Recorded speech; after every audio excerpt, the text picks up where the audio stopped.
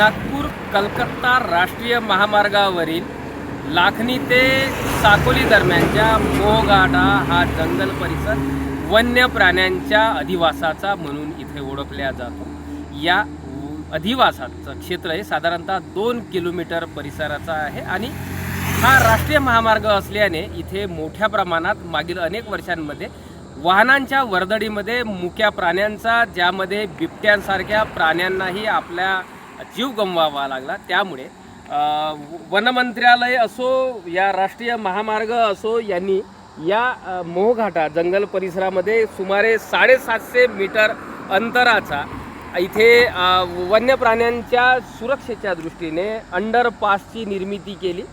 कोट्यवधी रुपये खर्च करून या अंडरपासच्या निर्मितीसाठी 2021 मध्ये वन कायद्याची अंतिम मंजुरी मिळाल्यानंतर याचं काम युद्धपातळीवर सुरू होतं आणि आता जेमतेम 75% पेक्षा अधिक काम पूर्णत्वास आलेलं आहे। अजूनही 25% काम अधुरं आहे।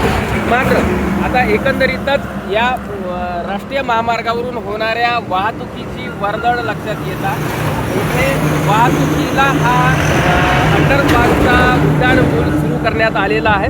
इथे बघू शकता मोठ्या प्रमाणात ही वर्दळ या पुलावरून सुरू झाली। त्याच्यामुळे या पुलाच्या खालून ज्या पद्धतीनं वन्य प्राणीचा हा अधिवासाचा मार्ग आहे, मागील वर्षीच्या नोव्हेंबर महिन्यामध्ये याच राष्ट्रीय महामार्गावरून मोठ्या प्रमाणात हत्तींचा कळप सुद्धा इथून गेलेला होता आणि राष्ट्रीय महामार्गावर मोठी वाहतूक असल्याने हत्तींचा कळपांचा कळप हा मार्ग ओलांडू शकला नव्हता। त्याच्यामुळे प्रशासनाची, वन विभागाची मोठी दमछाक झाल्याचं चित्र बघायला मिळालं होतं।